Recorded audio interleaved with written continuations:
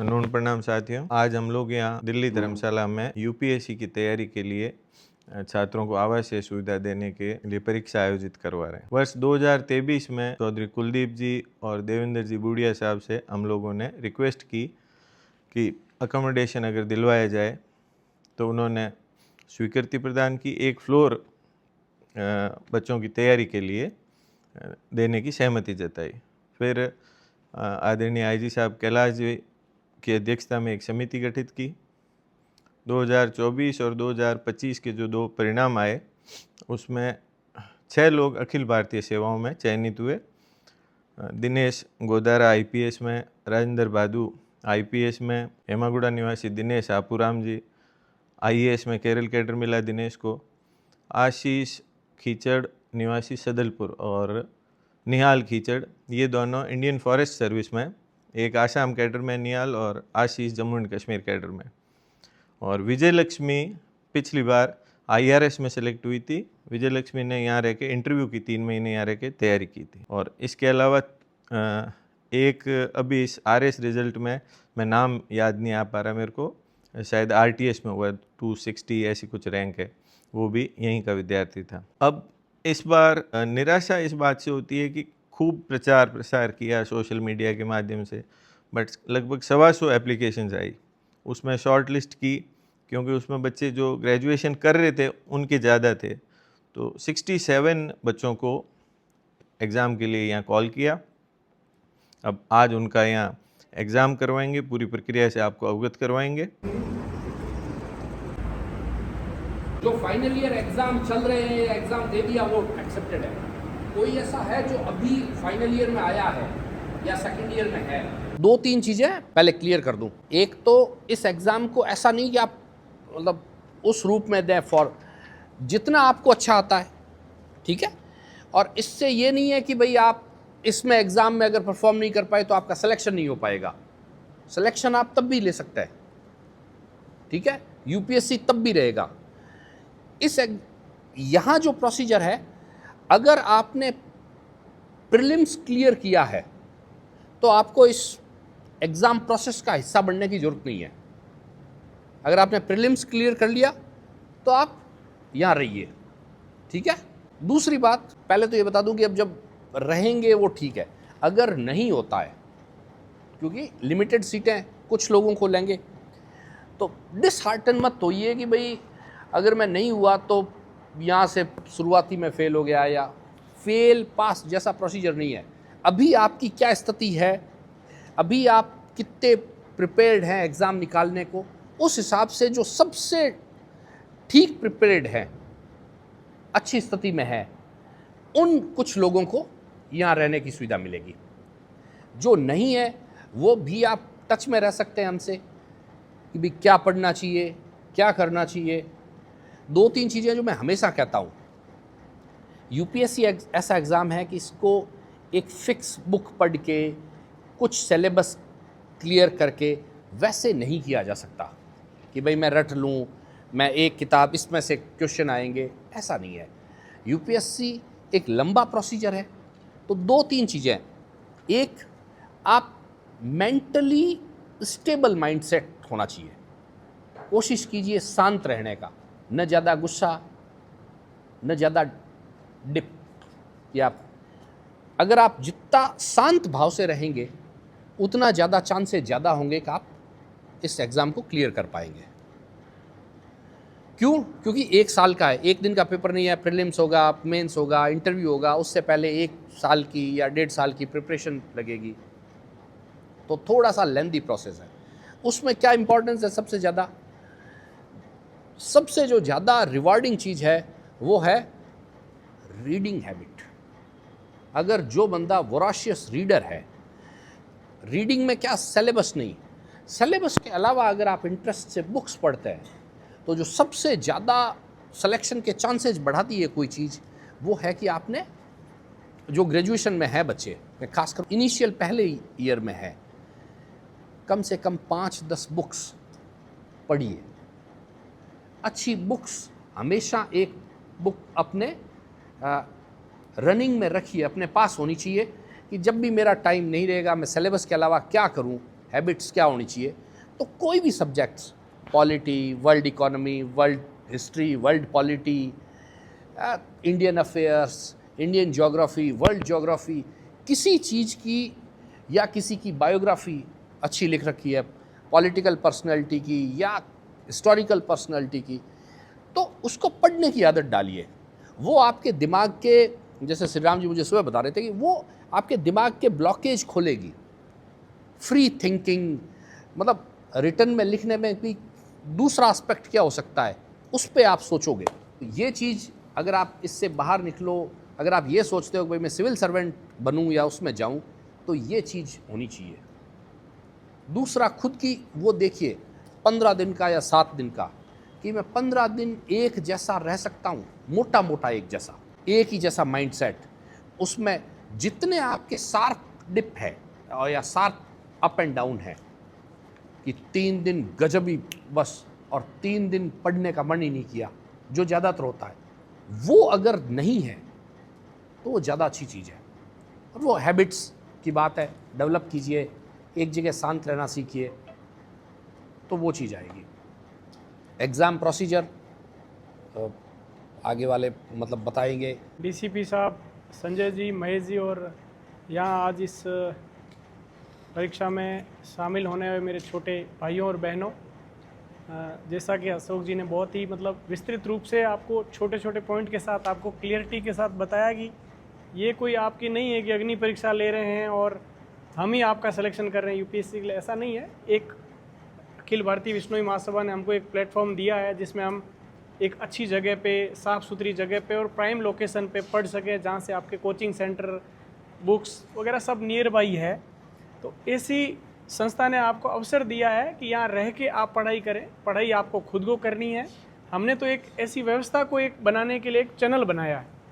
तो इसमें एक परीक्षा होगी, अभी आपके सामने होगी, पेपर बनाए हैं, जो वही question history, geography, current affairs और जो यूपीएससी में सिलेबस में मोस्टली कवर होता है वो, क्योंकि इसमें पुराने अभ्यर्थी भी हैं जो 2-3 साल से पढ़ाई कर रहे हैं, कुछ नए आए हैं। तो हमने विषय वस्तु और प्रश्नों का चयन इस प्रकार से किया है कि नए विद्यार्थी को भी नुकसान ना हो। ऐसा नहीं कि भाई जो ज़्यादा तैयारी कर रहे हैं वो थोड़ा एडवांस रहे, उनके भी नंबर आएंगे। फाइनली जब हम आपका इंटरव्यू में सिलेक्शन, जो मार्किंग एक जो रखेंगे कट ऑफ, उसके बाद आपको बुलाएंगे, तो उसमें हो सकता है कि जो नया लड़का है उसने अच्छा परफॉर्म किया है और उसमें एक अच्छी पढ़ने की झील दिख रही है, उसकी जिजी विषय है कि भाई मैं इसको पढ़ के और अच्छे से कर सकता हूँ, वो हम देखेंगे, आपका चेक करेंगे। तो इस तरह से, और हमने प्रयास किया है कि सभी एरिया को लिया जाए, करंट और जो ना अप्लाइड क्वेश्चंस उनको शामिल करने की कोशिश करी है।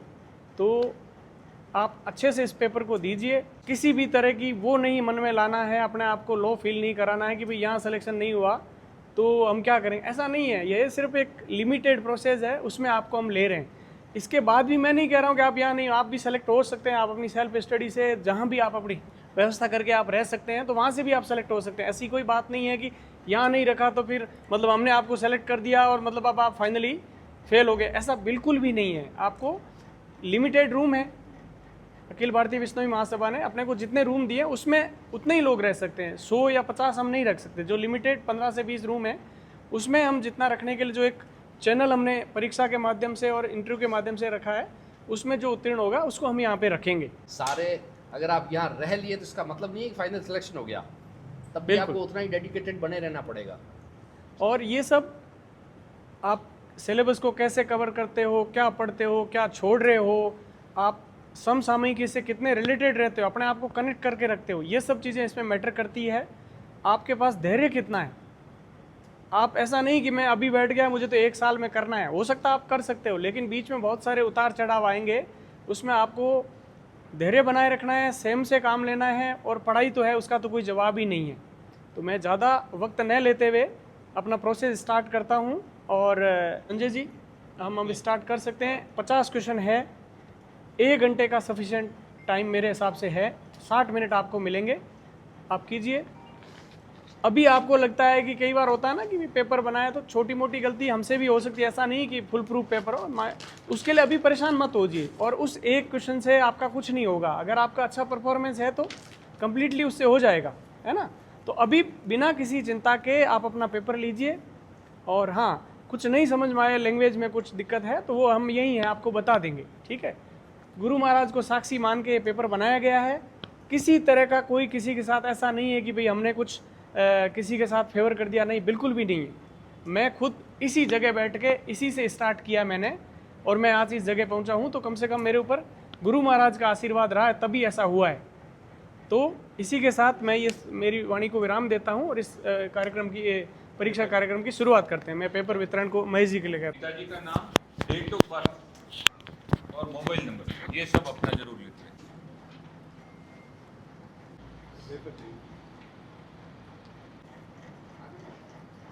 पर क्या है ना, सामने यहाँ अपना लिख देना क्लियर, ABCD जो भी है ना यहाँ पे लिखना, यहाँ टिक मत करना किसी पे, क्लियर अपना ABCD जो भी आपको आंसर लगे वो इसके ठीक सामने लास्ट में लिख देना, ठीक है। यहाँ इस साइड में अपना आंसर आना चाहिए, टिक करके क्रॉस करके वो मत करो आप, ठीक है। टिक क्रॉस करने की जगह लिखो, क्लियर लिखो जो रिटर्न में, ठीक है।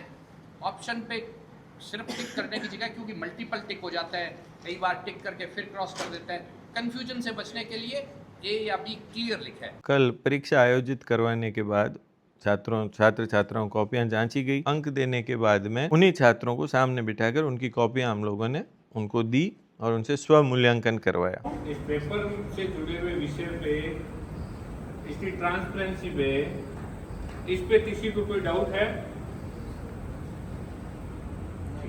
नहीं है, ठीक है। All are agree with this?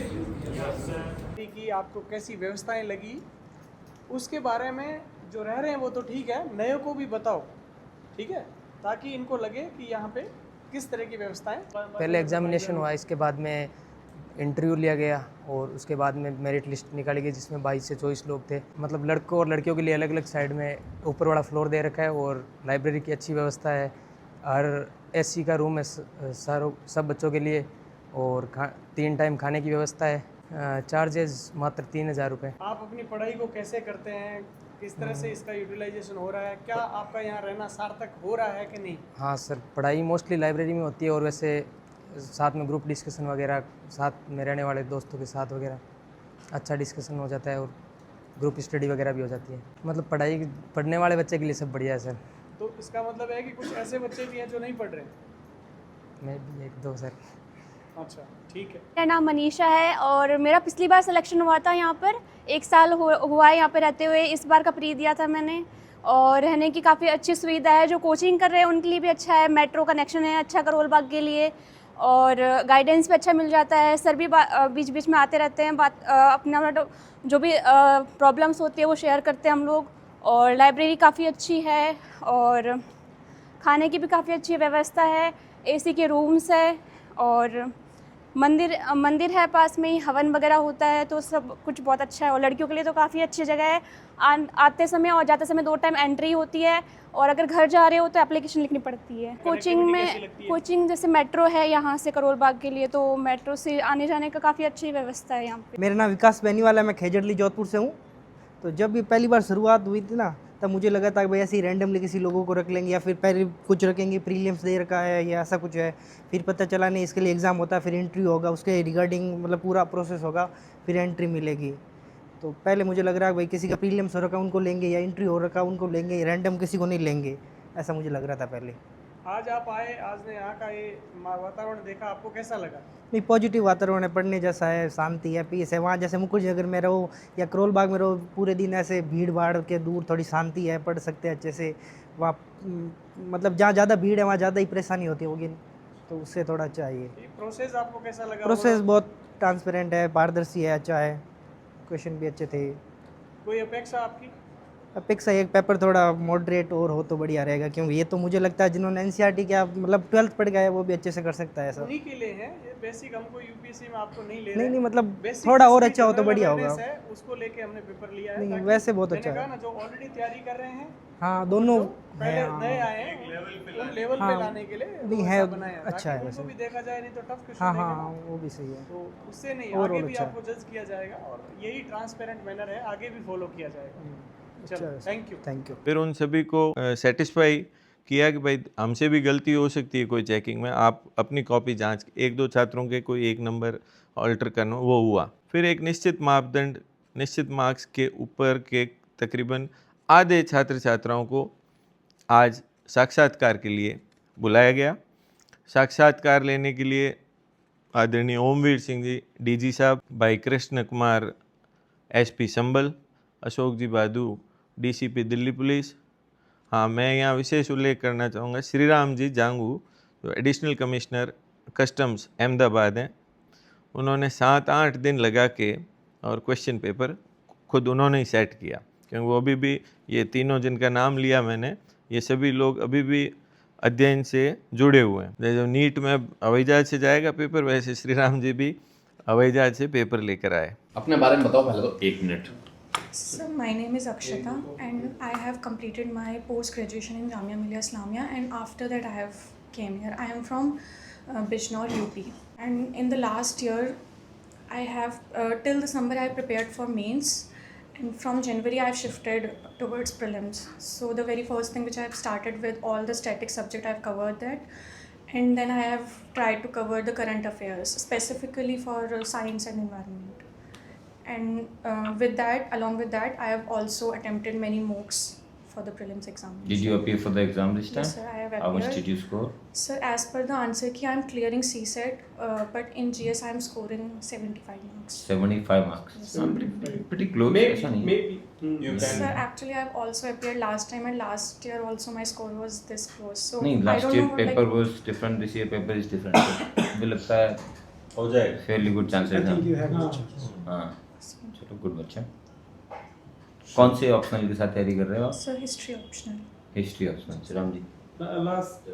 Yesterday we have sought one question regarding that dark age, 18th century Yes. as a dark age. How it is defined or is Sir, mostly Cambridge scholars, they came up with this term dark age. So they are referring in 18th century period as dark age because of the decline of Mughal empires.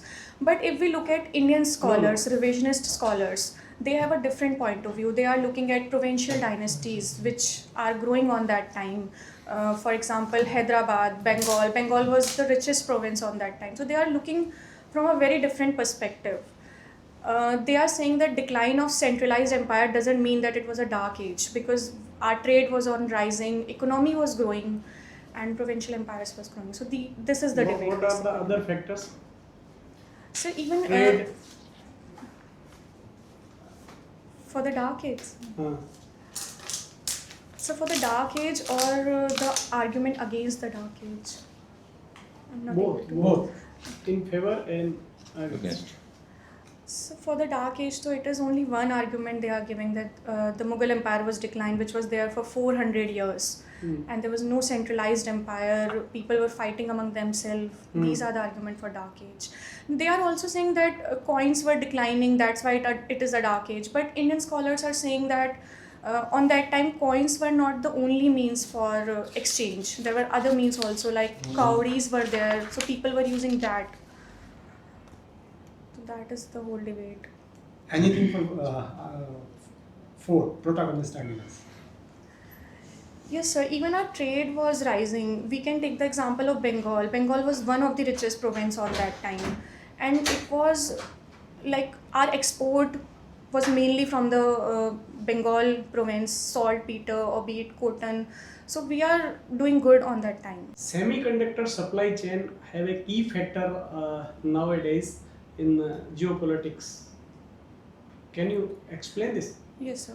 So semiconductor. And which country is the superpower in semiconductor? So semiconductor, first of all, are very important for the electronics industry. They are being used in everything from phones to laptops, and it is very important that India becomes self-independent in that. In today's world, Taiwan is the country Good. which is exporting Yeah. majority of semiconductor, and we as a country have tried to become self-independent through semiconductor mission 1.0. But in that we didn't focus on the whole supply chains, only the wafers, and I'm forgetting another part of it. OSAT. Yes, sir. We have focused only these two things. So that's why we have come up with Semiconductor Mission 2.0, in which we are focusing on the whole supply chain. Semiconductor, what is the PEX silica? Yes, sir. So PEX Silica is basically started by US. So they are trying to diversify supply chain away from China, and India has recently joined it. So these countries will together try to build a supply chain in which China will not play a major role. Secure and trusted supply chain. Secure and That trusted is the supply main chain, yes. purpose, है ना? Yes. So, what is the purpose further? So because in today's world, even rare earth mineral, if we look at critical minerals, AI, China is being the major producer of all of that. And recently China also banned certain products. So we have to diversify it, and I think that is the main purpose. Straight of Hormuz के बंद होने के कारण Indian economy के कौन से sectors या कौन से एरिया जो How it has impacted Indian economy in various sectors. Think through. Pause for a little. Before giving reply, you should give a positive. Take your time. Yes, sir. This is your last question. Sir, I think like it is all there in the news. The very important sector which it has affected is the oil. We have been facing the oil crisis from past 2-3 months. Along with that, even natural gas. We imported, I think, 90% of natural gas from Qatar. It will get impacted, and the moment natural gas is getting impacted, there are lots of sector which are working through natural gas. They will be affected, and they are fertilizers, because ammonia is made from natural gas. This will get affected. Even the glass industry, we use natural gas in the glass industry, and ceramic industry will also get affected. Plastic, yes. Sir. On and Plastic on will and also on. get There will affected. be Like there are okay. many sectors, even pharma sectors. Yes. Ammonia is also used in pharma. Next बेटा, और कोई we are again inclined to take you. ठीक है हाँ. और थोड़ा सा और फोकस स्टडी करें. कहाँ पढ़ाई की, क्या किया आपने, बारे में 2-4 सेंटेंस में दिए. सर मेरा नाम अंकित बिश्नोई है, मैं राजस्थान के श्रीगंगानगर ज़िले से आता हूँ। और सर मैंने 10th तक की स्कूलिंग SNLD हर्ष कॉन्वेंट स्कूल से की है। उसके बाद 12th के लिए मैंने केंद्रीय विद्यालय 11th एंड 12th केंद्रीय विद्यालय से की है। उसके बाद ग्रेजुएशन मैंने दिल्ली यूनिवर्सिटी के STTB खालसा कॉलेज से की है।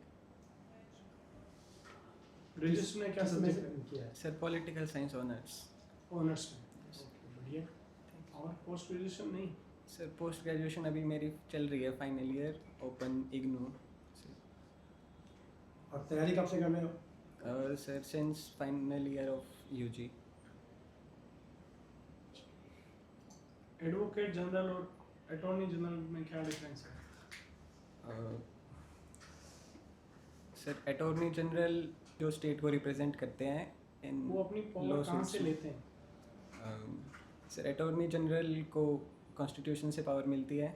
Section, article sir 76। बारे में बताइएगा. मैं जोधपुर से हूँ। 31. ओके.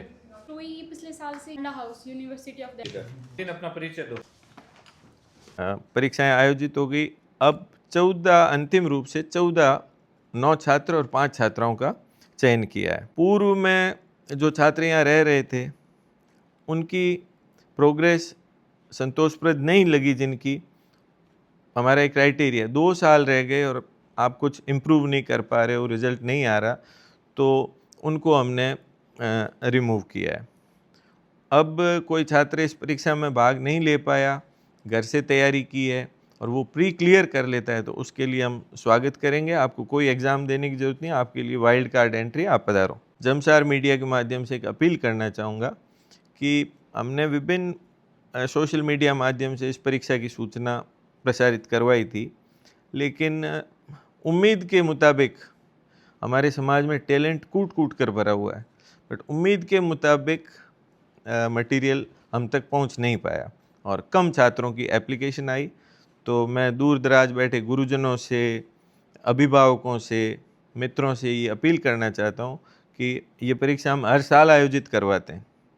अखिल भारतीय विष्णु महासभा हर साल ये परीक्षा आयोजित करवाती है, तो ज़्यादा से ज़्यादा बच्चे अगर आएंगे तो टैलेंट चर्निंग होगी, चर्निंग से निस्संदेह अच्छा रिजल्ट मिलेगा. यहाँ पे इस भवन का रिज़ल्ट इतना अच्छा है क्योंकि गुरु महाराज का मंदिर है। यहाँ पे न्यूनतम खर्च में आप दिल्ली में सिविल लाइंस एरिया, सबके एसी रूम है, घर जैसा वहाँ खाना मिलता है, बच्चे को और क्या चाहिए, पढ़ने के लिए अच्छी जगह लाइब्रेरी की सुविधा है। तो हम एक छोटा सा प्रयास महासभा के तत्वावधान में हम लोग कर रहे हैं, तो ज़्यादा से ज़्यादा आप लोग इसका लाभ उठाएं। इससे समाज का हर घर सक्षम होगा, क्योंकि टैलेंट कूट कूट कर उस टैलेंट का सदुपयोग हो जाए और सही दिशा मिल जाए। हम लोग एक ऐसा छोटा सा प्रयास कर रहे हैं, तो आप सभी से उम्मीद करते हैं कि ज़्यादा से ज़्यादा बच्चों को प्रेरित करेंगे। धन्यवाद।